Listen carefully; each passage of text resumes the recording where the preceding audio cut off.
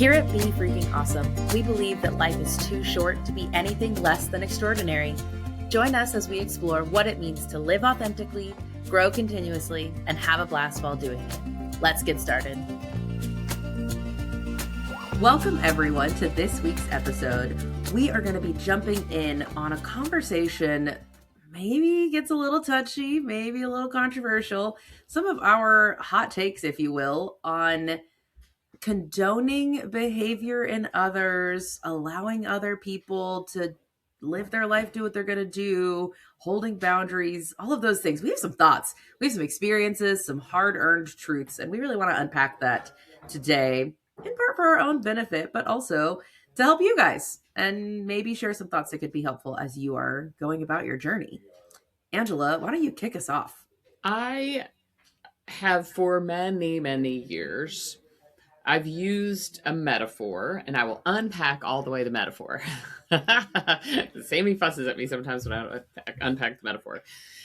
It often comes up, I've used this metaphor so often when it comes to people and their relationship with their parents, because people will be like, oh, I want my dad to be the kind of person who remembers my birthday, who calls me. I want my mom to be the kind of person that is just not judging me and not always, guilt tripping me. And I want her to accept me the way that I am. And why won't they just accept me how I am? There's a book called Loving What Is. That's where I learned this idea that I'm about to share with you. But I will say to people, I'm like, your dad is a cucumber plant, and he's going to always give you cucumbers. And he might change a little bit, but he's never going to, you want tomatoes. Like, you wish your dad were like your best friend's dad. You want tomatoes. And you can be mad that your dad isn't going to give you tomatoes, or you can figure out a way to like cucumbers. And it's super hard for people because they're like, no. And especially when they finally get up in my grill and they're like, no, I want them to accept me for who I am. And I go, well, then why don't you accept them for who they are? Why don't you allow them to be who they are? Sick burn. Get them. And they're like, what? And so I'm sorry, what was that? Yeah, exactly. That's exactly how they act about this idea of like, you can just be mad, or you can decide that like, I'm going to learn how to enjoy cucumbers. They're not my favorite. It's not going to get my needs met. I wonder if I learned this because I didn't have the same maternal figure and I had to piece it together. I had to get my needs met in a lot of different ways. But I think we can,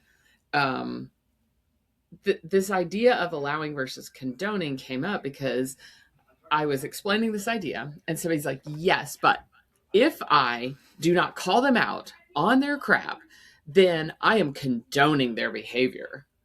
I'm condoning how they treat me, or how they treat others.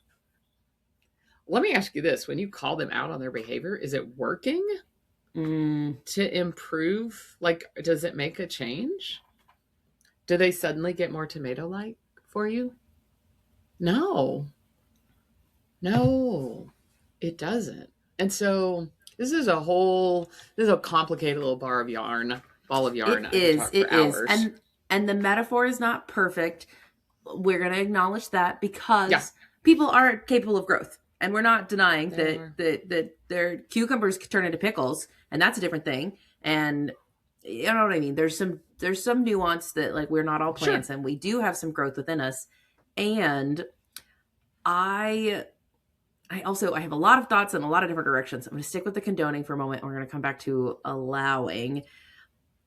When you are seeking behavior change, I really love to ask the question, like, what is the most effective strategy to accomplish your goal? And it is just truly the art of persuasion.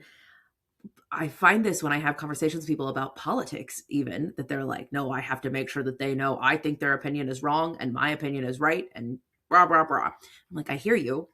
If your goal is to walk away feeling right, then you can succeed. If your goal is to change their opinion, that's not the best strategy making somebody feel wrong is very unlikely to change their opinion.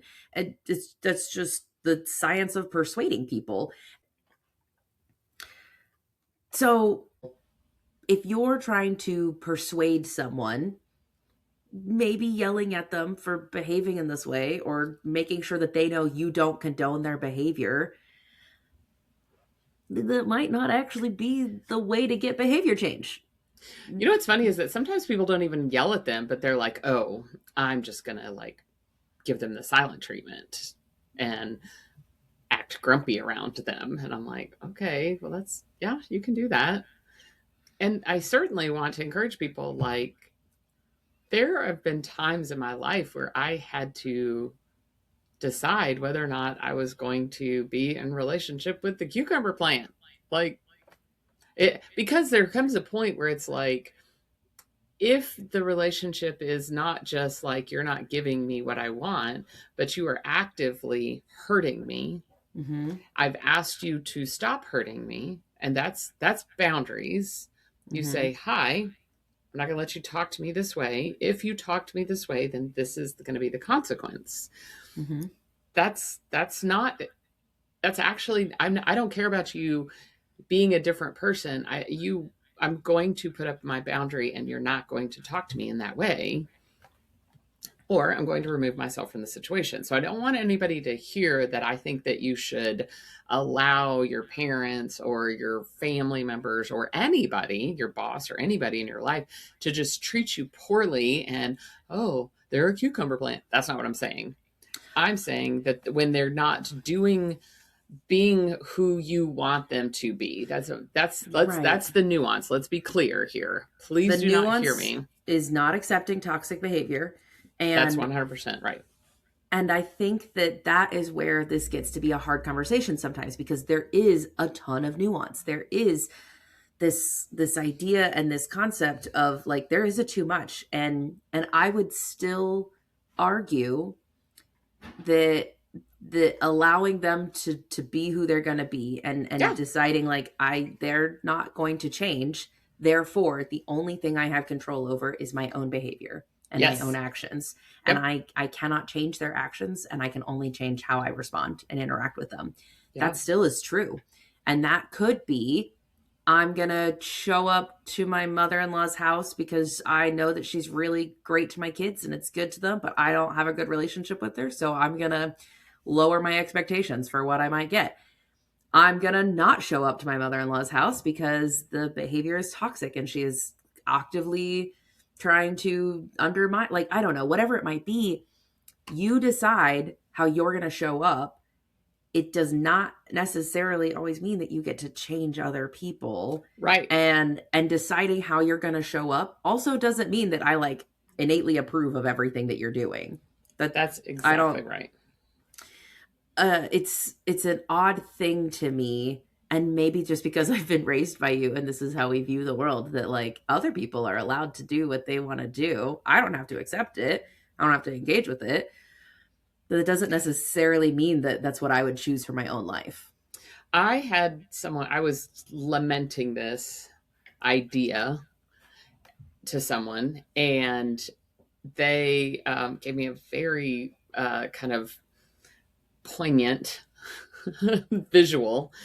And he said, if you're out in the yard and you're playing ball with your kids and you're tossing a baseball back and forth, then it's fun. And what if you pick up a some dog poop and you throw it at your kid? Are they going to try and catch it, or are they going to go ew, ooh, and like turn away and like not even catch it, not even like engage with it? And he said, I think what some people do is that when others throw their own dog poop at you, they grab it and then they, oh, I have to, and they rub it all over themselves. And then they have to go, oh, now I have to go to therapy for all this stuff. Well, just don't catch the dog poop in the first place, which is a very simplistic approach, but also has been helpful because I'm just like, oh, look, they said that thing. They said that thing. And I just go and like let it zing on by me because I'm like, Yeah. that's your issue. That's not my issue. And it doesn't always work for me, but sometimes it does. We use this as shorthand because One time I remember telling you somebody threw their dog poop at me and I didn't try to catch it, but it still hit me. Like Yes. it landed on me and then dropped to the ground. I did not actively like hold it and cherish it and all these things. I do still have to go clean this dog poop that got on my arm. I wasn't trying to catch it. Yeah. And I But it even that hurt. it It hurt. hurt. The I words didn't they like said it. hurt. That hurt and I'm going to go take care of this one spot, but I'm not going to go pick it up and keep playing at this game. And to continue the metaphor, then you probably are not going to trust that person to play catch with again. Right. Right. And so that's when our boundaries start to come into play, is then we go, ooh, you have proven yourself to not be able to play catch, Mm-hmm. to treat me in a way that is not toxic, you know? And Yeah. it's so tricky because there are things that someone else says that do not even to them sound like they're throwing dog poop, and because they may not know the wounds that you've experienced, then they don't They don't know know. how it lands. They didn't know how it lands with you. And so like I had to warn one of my friends one time. We teased each other mercilessly, and I would lose things because that's one of the features of having ADHD is you lose stuff. Not a benefit. It's definitely a glitch. And so I told her, I said, hey, you can tease me about anything, but never, ever, ever say the words. You'd lose your head if it was not attached. I said, because that is all I heard when I was a kid. Like it was a Mm-hmm. constant message, constant. And I said, I'm working through it, but I'm real sensitive about that. And she's Mm-hmm. like, fair. Thank you. Thank you for telling me. Yeah. And I tell my husband, I said, I tell you, this is sensitive for me. So then you say, you want to play soccer? Do you want to be in a relationship with me? And I say, yes, I do. I'm willing to play soccer if you know that my ankle is been broken. So need you to be careful. And then you're not careful. Like Mm-hmm. that's hard. That's frustrating. And so that's where it's super nuancy, right? Like it's Yeah. super like, we want it to be just cut and dried, black and white. Dad is bad, mom is good. We want it to be that simple, and it's not. So can I do something that's not very us? And can we set aside some nuance for a moment? Can we take the toxic behavior and Yep. that bucket of category? We've already discussed, we've acknowledged, we know that exists. We're setting that aside. Let's talk about not toxic behavior for a moment. And let's talk Okay. about like truly other people do things that you wouldn't do that you're like, I don't agree with. I This can come to how people parent their kids. This can come to their political opinions. This could be their religion. This could be the food they eat. How do we, is It could be how they travel. how they travel? That actually is a really good one. I went on a girls' trip a couple years ago, and there were three of us. And it was very interesting to see the different ways that we traveled. None of our ways are innately right or innately wrong. They are just different. And this is a safer scenario to talk about because it's less of a big deal to say one of our friends is insistent she will always check a bag, whereas the other two of us were like, I would like to never check a bag. Neither is right or wrong. It just is different. And also, those actions impacted each other. Our friend who wanted to check a bag means we have to show up at the airport at a different time. We have to wait longer. We have to do things differently because there is a larger bag that impacts us, but doesn't mean that it's wrong. Condoning the behavior, like, what does it matter? Do you need to live in a world where you need to approve of everyone's behavior around you, or are you able to live in a diverse community and pool where people do things differently and see things differently and approach the world differently, even when it impacts you in nuanced and subtle ways? Can you allow that? Can you like it just is. I don't agree with it, but it just is. Like I feel like that is a very emotionally mature level to be at, and I don't know that Mm-hmm. all of us can be that way. I also don't know that we can be that way in all areas. There's some things, my friend wanting to check a bag. Sure, I can be emotionally mature. You can check a bag if you want. It's a little bit inconvenient for me, but I don't care. And there's definitely other things to be like, oh, wow, you have a different political opinion and you want to vote for different policies that will have a bigger impact on me. I do disagree. Can I exist in a space where I can allow without agreeing? I don't know. It's not always as easy. This one's hard. The political thing is hard just because I know people who like literally are estranged from family members because they were told they voted wrong. And Mm. I'm like, that is heartbreaking and foolish. um, Again, if your goal is behavior change, you're not going to achieve it in that way.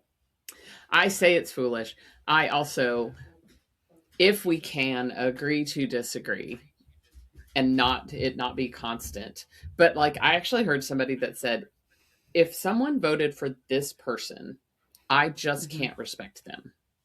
And I'm like, wow, that is a wide swath and that is a very black and white idea and I don't know that I agree with that.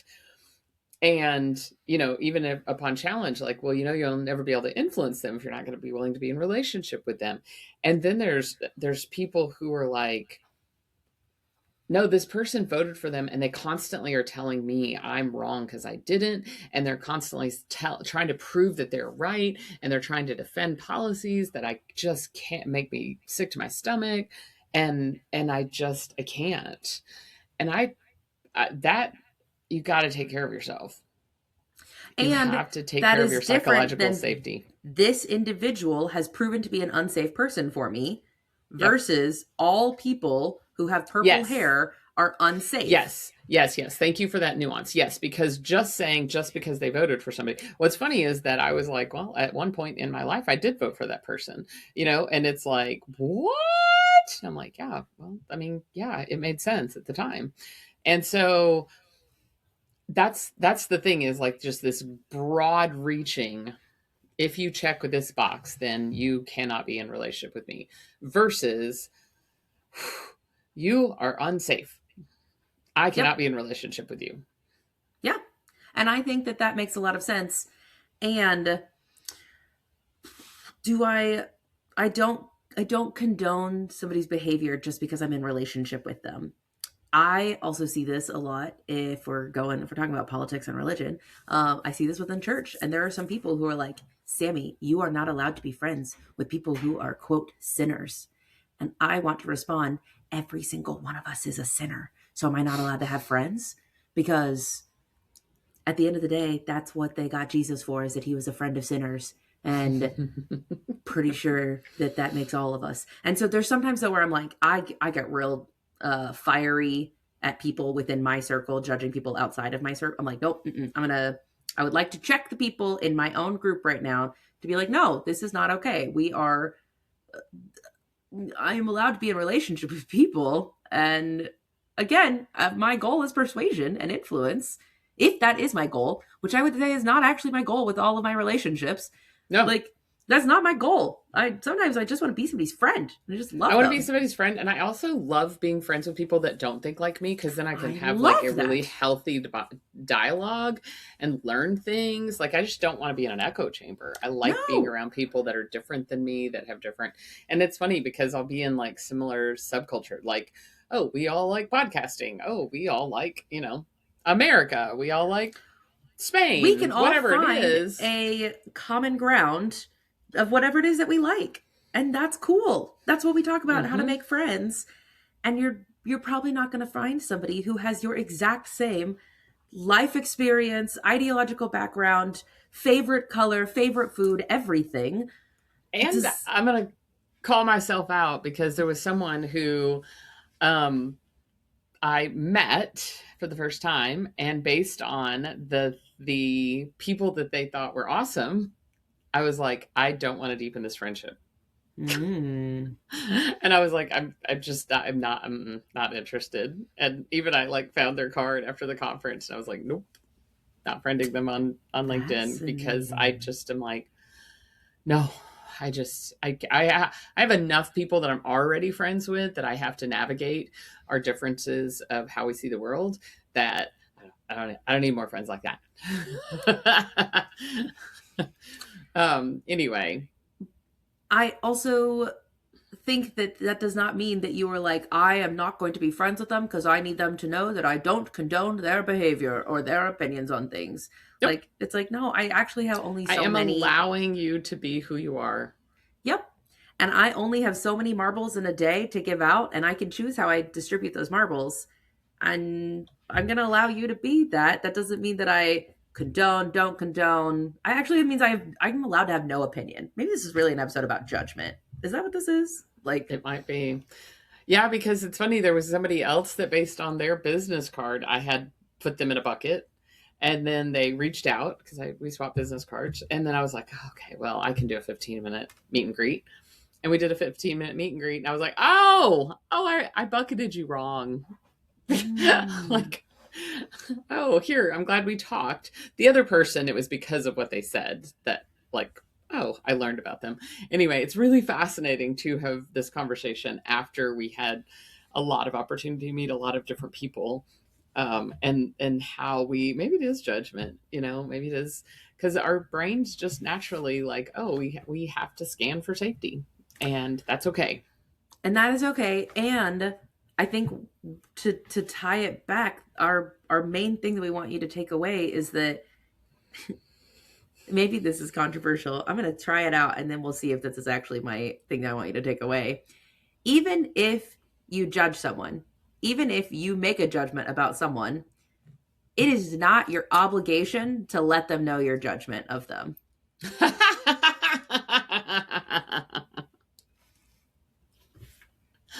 Okay, is that kind of the point?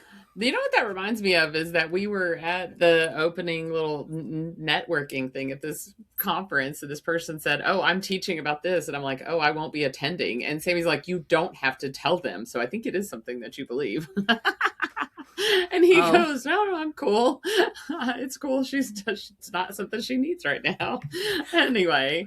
It was very fun. You were like just really direct. You weren't rude. You were direct. He was talking about setting up your podcast studio, and you were like, oh, I won't be there. It's just like, and it was just the fact that it was so, I was like, Angela, that was like, what? Harsh, maybe. And he's like, I mean, it's fine. It's borderline. It's like you're on the spectrum or something. Oh, wait, because I am. So funny. So I guess what we want you guys, if we could just, tell everyone what to do, live life our way, what would we tell them? I would say that I used to have the goal to not judge my husband. And what I discovered is that I was actually judging myself. And I judged him to the level that I judged myself. And so when we talk about allowing others to be who they are, there is a component of this that we have to allow ourselves to be who we are. I am fully grateful for who I am today, and I have hopeful anticipation that I will be an even better version of myself tomorrow. But I have to allow myself to be who I am. I have to allow that sometimes I'm going to say things that are not right, that are not in alignment with my character. I have to make amends. I have to apologize. I have to restore and repair relationship. And in that restoring and repairing relationship, I have to be okay that I'm not going to get it right 100% of the time. And the better I am at knowing that and allowing that with myself, the more grace I have for myself, it is so much easier to have grace for others. When we hold ourselves to a crazy high standard, then we're automatically, I can remember people would be like, oh my gosh, you have such high expectations. And I'm like, oh, if you think my expectations for you are bad, you should hear what expectations I have for myself. So, which actually leads me to next week, we're going to talk more about expectations. Yeah, we are. Talking about what happens when you meet those expectations, and maybe the grass isn't actually greener when you got to that other side. What do you do? What happens then? That'll be fun conversation to unpack. So fun. So much fun to talk about. That sounds disappointment. Like we might be talking about disappointment. My favorite. Blech. I don't like it. Oh, I don't know that we're selling people on going ahead and listening to it. Hey, at least we'll be funny. You can trust that. For sure. There'll be something that'll make you laugh. thank you for all sure. so much for listening. Thank you for spending the time with us today. If this was helpful for you, share it with a friend. If you got some pushback or things you don't agree with, I want to hear it. I want to hear We want to everything that hear you it. have to say. So we invite you, judge us right now. Tell us, even though I Yes. said you don't have to, you're not obligated to tell people, we're here for it. We actually do want to hear it. And here's your open invitation. Tell us what you think. You can message us anywhere you find us on any of the social medias, our email, our website, etc., etc. You can even send a text message in the show notes of this to us. And no one yet has sent us a text message, so we don't know how it works. Someone text us. We'd love to see how it happens. I have some t-shirts. I would give away a t-shirt if somebody were to Ooh. text us. So if I you're hearing this love episode it. and you send us a text, I'll send you a t-shirt. All right. I love it. Thank you, everyone, for listening. And until next time, we hope you guys go be freaking awesome.